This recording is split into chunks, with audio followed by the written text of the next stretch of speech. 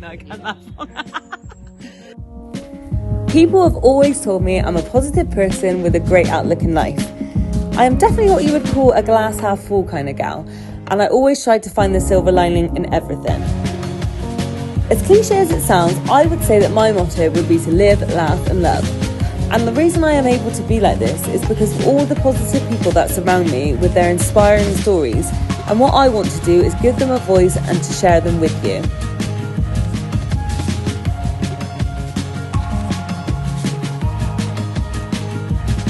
Welcome to Kandy Kamera. Hello and welcome back to the 4th episode of Kandy Kamera. My next guest is my best friend, Francis! Woo! So, also known as Frankie, but born Francis. Francis. So, for those of you that don't know, Frankie is the camera in Kandy Kamera. So, she is the editor, director of it all. So, without it, it wouldn't be what it is. So, thanks for making all my dreams come true. That's okay. So, we'll just take it back quickly. So, me and Frankie have been best friends since we were 11 years old. 17 years. 17 years. We met in the playground. We are complete polar opposites. They say opposites attract for a reason. That definitely is the situation in our friendship. Definitely. Frankie's salt and pepper's here.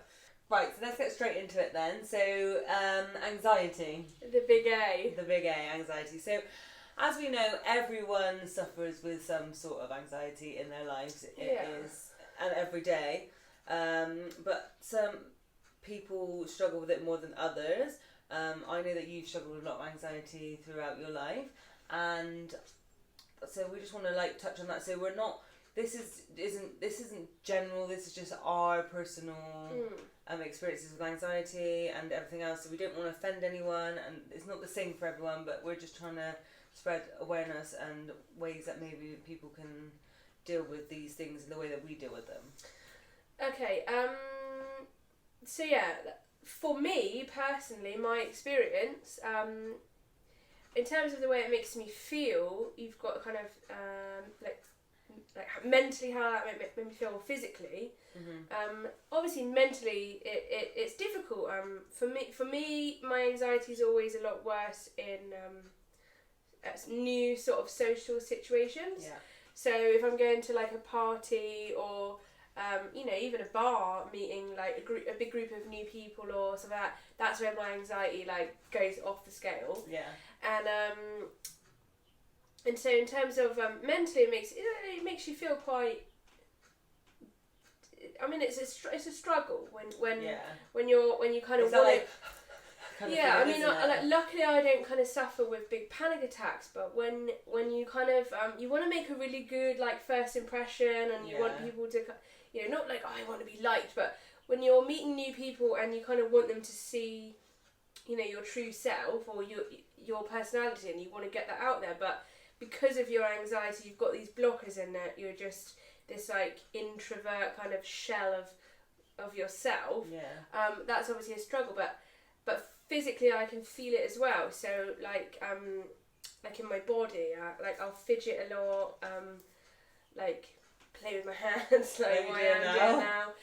But yeah, I think when you're kind of suppressing something that you don't want other people to see, I think that energy does go somewhere. So I find that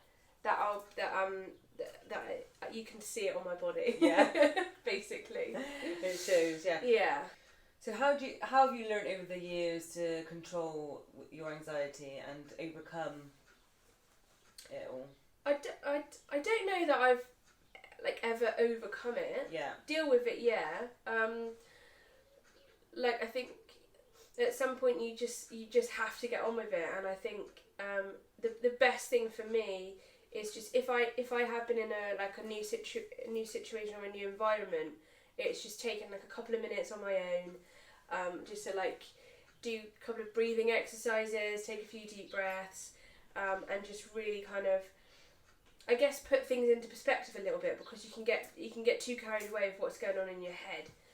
and not and get lost in what's really going on. Yeah. So sometimes just a couple of minutes to do that. Like I'm always trying to kind of grow, or not change. Change is a wrong word, but definitely grow or adapt.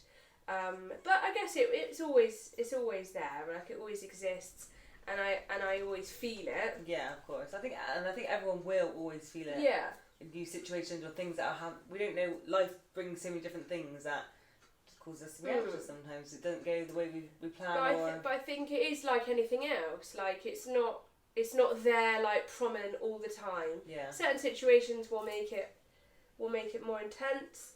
Other times I could not feel it really at all. Yeah. So it's not like it affects me all the time. Yeah. So that helps. But I think definitely used to affect you more. Yeah. And you definitely learned to deal with it a lot over the years, and now you're not as anxious.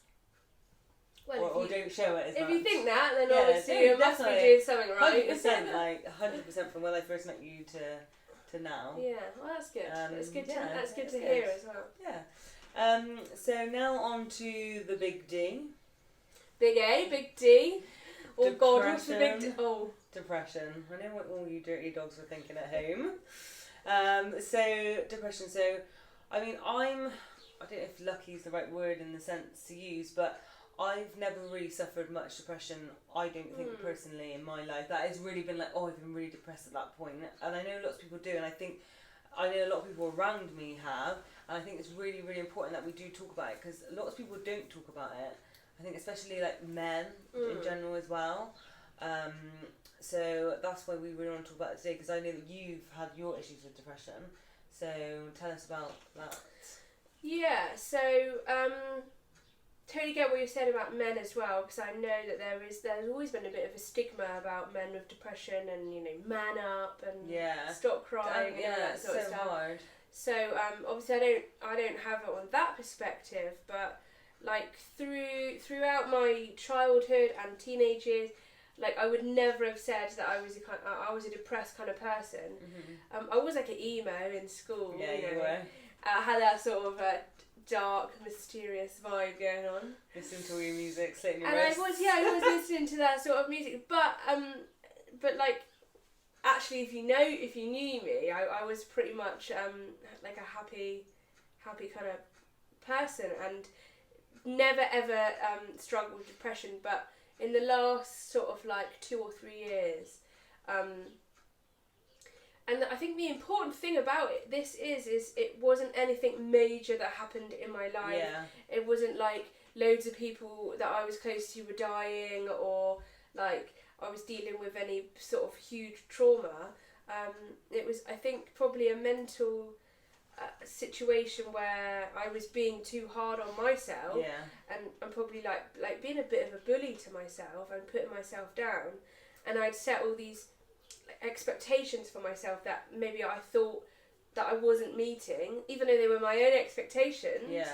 And I think that whole kind of cycle of a thought process got me into a really dark place for a little while. And what sort of, how did you feel when you were in that dark place, and what happened? I just remember, I think when you're really in that, you don't really see it. And I think you all have that like aha moment, maybe when you figure something out, not just like in depression, but for me, there was just one time where I was on the phone to work, like saying I couldn't come in because I was ill. I was like telling my partner that I was at work, and I was actually just like laying in the dark with the curtains closed. And I remember going to the toilet, and I looked in the mirror, and I just didn't know who that was in the mirror. And I was like, that's like, I just don't, that's a shell of me. Like, I just don't know that person. And that was when I realised that I might be depressed. Because I remember it well as well, because obviously we speak every day, and we generally call each other every morning, and you didn't answer the phone to me for days and sometimes weeks, and it was really hard for me, because I was like, just pick yourself up, come on, and you'll be fine. But it was definitely gone a lot more further down the slippery slope than that, wouldn't it? Yeah, and I think with depression as well, it kind of has that thing of that sort of sense of selfishness where when you are kind of struggling or dealing with depression, again from my experience, was that I didn't really stop to think about how other people might be, you know, for my friends, my parents, like my partner, how is the way that I'm behaving affecting them, or how is that making them feel? You just, it's really hard to think about anything other than like, I feel shit basically. Yeah. Why? Yeah. So yeah. Yeah, it's hard, isn't it? It's hard to get out of that. But you went to the doctors in the end? Yeah. I had to. My relationship was at a point of like really on the rocks. Breaking. It was really on the rocks, and it was my partner that actually said, "Look, I think you might be depressed." I mean, I kind of knew it already, but it was her that kind of said, you know. And it's not a nice thing to admit, is it? No, it's so hard. It's like with anything, like with addictions and stuff, to kind of go, okay, maybe this is what's happening. And so I went to the doctors and I just said I'm at breaking point and I don't want to get out of bed in the morning and I have no energy anymore. I've got no motivation, no drive, like nothing. So they put me on 50 milligrams of sertraline, which that wasn't working for me.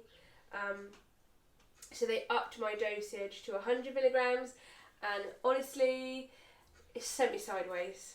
It just sent, it was, for so many people, antidepressants are an absolute lifeline. Unfortunately for me, they just didn't agree with me, and they just literally made me do lally. Like, and how long did you try that for? So I was on 50 milligrams for about 3 months. Yeah. And then I was on 100 milligrams for another probably 3 months. Mm-hmm. And then I actually just went cold turkey, which I shouldn't have done. No. But I was like getting weird, you know, like I just was like, I can't keep taking these pills because they just weren't agreeing for me. And and I want to stress that was just my experience, because for so many people, they do help a lot. But honestly, for so many people that I know, they've seriously helped. It's just not for everyone. No, that's all. And it is okay to have them as well. You know, it's not. Oh, absolutely. If that was going to work for me, then brilliant. It just, unfortunately, it didn't. Mm-hmm. So I had to go other routes. But you are over that hill now, and you're much happier. But you've worked a lot and worked hard on yourself to get to that point. So what have you done that has really helped you to get to where you are now today? So I mean, I started seeking advice in like other sort of sources. So I started watching a lot of like listening to a lot of podcasts, watching a lot of YouTube videos from like quite spiritual people, but not just spiritual. It was also like entrepreneurs, CEOs. Like I wanted to get my mojo back a little bit, and that was stuff that I was always interested in, like rags to riches type of sort of situation. Yeah. Like I like seeing I like a good success story. Oh god, yeah. And a real life. A real life thing. And I found like a YouTube video that was with a monk, and he talked for an hour about meditation, and I'd heard about meditation, and like people had kind of often suggested it to me, and I kind of poo-pooed it a little bit, and I didn't really think it was for me. And I've been doing meditation for over a year now, and I would still say that I'm a beginner at it. Like I think it really does take time, but yeah, I have found a huge amount of peace and clarity. Yeah. From meditating, definitely. Yeah. And again, not for everyone. Yeah, but you pass that on to me, because I'm a beginner meditator. Well, they say that if you if you have a really good experience of meditation, that you should share it and pass that on, and but as well as like fitness and like eating better and just generally, like, looking after yourself more obviously change, which when you are in that really sort of low state, that's really difficult to do. It's like to tell someone just to pull themselves together and get on with it isn't that simple. But once you actually can find it within yourself, if you can find it within yourself to do that,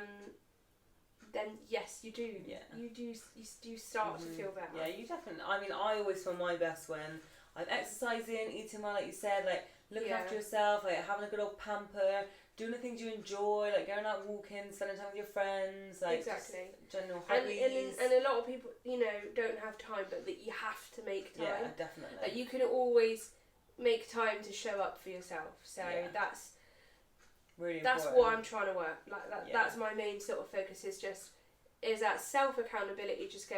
I'm going to spend, even if it's 10 minutes, because I know that I'm going to do it for me, and I know that I'm going to feel better after. Yeah. So yeah. Good, well done. That's amazing. You have come so far. Thank you so much. And I can be, first hand tell you that because I've seen it for the last 17 years. It's making me blush. So we've done the big A, we've done the big D, now the big S. Big S. Sexuality. Oi, oi. Let's talk about sex, baby. Wow. So, I mean, when it comes to sexuality, there's a lot of labels, and a lot of people don't like the labels, which I totally understand, But if you had to kind of give yourself a label, what would it be? I know a lot of people get quite het up about labels. Personally, I'm not really bothered. But if I had to say, then I would be, then I would say bisexual. Yeah. Greedy. Greedy.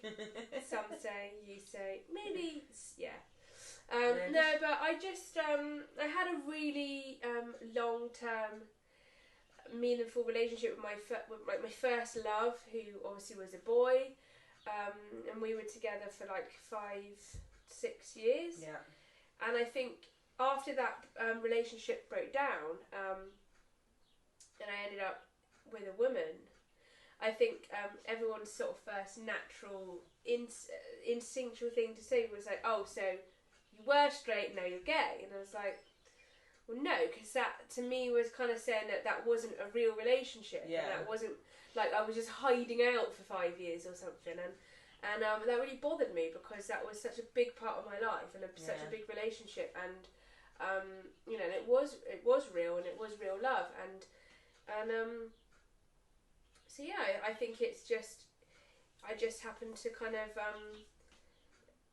explore different parts of myself, which I reckon everyone's got a little bit in them. Oh, definitely. I just think it's not for everyone to do that, but I think if we all kind of allowed ourselves a little bit of curiosity sometimes. Oh, definitely. I mean, I've never had a girlfriend, but I've been with girls. So yeah, I just think actually kind of deciding to be with a woman is a whole thing entirely. Yeah. But I just think I opened myself up to, okay, so if I get on with this person and I'm having fun with this person and I feel relaxed and I feel happy and attracted. Obviously you have to feel attracted and whatever, then who is it to say this is more right and this is more wrong? And yeah, definitely. So I just sort of went with it, really. Yeah, good for you. So would you say there was are there been any points that if you found really hard, have you ever been discriminated or anything like that? No, I am actually, I feel extremely lucky and extremely grateful, to be a kind of openly bisexual person or gay person or straight, any way you look at it. In today's society, as much as we have struggles, I don't have to face a lot of the discrimination and a lot of the hate and a lot of the shame that people before me have faced, and so I feel really lucky with that. At work, with my friends, with my family, I've never really experienced any discrimination or any misjudgment or anyone treating me any different. So I guess I haven't really gone through struggles with it. So yeah, I'm really grateful for that. That's good, yeah, I know, because it is so horrible. Like, it's now reminded people that Yeah, I mean, I know that there are some people whose like own parents disown them, and especially with religious I mean, love is love at the end of the day. Love do you know is what I mean? love. Why should love be illegal or discriminated or? Exactly. And I just feel very fortunate that I guess all of that is kind of a myth to me because I've never experienced it firsthand. So yeah, I'm lucky. Yeah, and you are lucky because you have a lovely partner, Claire. That's Claire from Kandy Kamera episode 1. Straight Claire. Straight Claire, bless her. She is an absolute babe. She is a babe, and I think a lot of people kind of, when me and Claire first got together, kind of felt like I would have to look after her because of her disabilities and things like that. But she definitely looks after you. Oh, well, we look after each other, yeah. But I think, especially with obviously what we've talked about in my journey and depression and anxiety and things like she's, I mean, we absolutely are there for each other, and she has seriously helped me through some difficult times. So. And you've helped her as well. So. Yeah, which I think is what it's all about, isn't it? You know, it isn't all like the movies, and it's not all fun, and you know, a real love story isn't like that. No. And we're really happy. So. Good, yeah. Well, I think we've covered everything. So obviously, always ending on a positive. You should be damn well proud of yourself, girl. Thank you. Because you've come a long way, and I can firsthand say that because I've known you for a long, long time, and I've seen how much you've grown and how much more confidence you've got, and which is absolutely fantastic. Well, that means a lot. Good. And we just wanted to quickly touch on anyone that did want to try any meditation, which you really, really should. Like, really just give yourself like 10-15 minutes just to lie there with your eyes closed and relax. Is to try the one that really helped us when it was Sarah Raymond. So that's Sarah Raymond of the Mindful Movement. I think her voice is her voice is amazing. Like, I personally cannot sit through a meditation with like a voice that is annoying. And there's Mindful Movement and Sarah Raymond. There's so many videos on YouTube that you can check out. And there's an app as well. You haven't tried it yet. I only just recently tried it. Got told by a friend, Insight Timer. So that's really good. So let us know how you get on with those. Give us a little comment. Drop a comment downstairs below so we know what you're getting on with. Yeah. Or if you have any meditations that you think we should try. Yeah. Any suggestions? Yeah. Please. We'd always love to know. But yeah, thanks so much for joining us, guys. Thank you. Bye. Oh. So it's that time again for our quote of the week. As you all know already, I asked my guests to bring on a quote that means something to them. So your quote is? There is no breakthrough without a breakdown. There we go, which is very true. Which is very much how I kind of felt when I thought I was at breaking point and realised I actually had the power to turn it around. Good, thank you. Thank you. Yay. So, it's that time again for Kandy Slime Box! So weird doing it this side. I'm normally filming this bit. Yeah, so it's a bit different this time. You obviously normally up a bit close, but the cameraman's here. So, so dig deep, hun. You're not going to get the close up of me rummaging, but I'm going to get right stuck in. Oh yeah.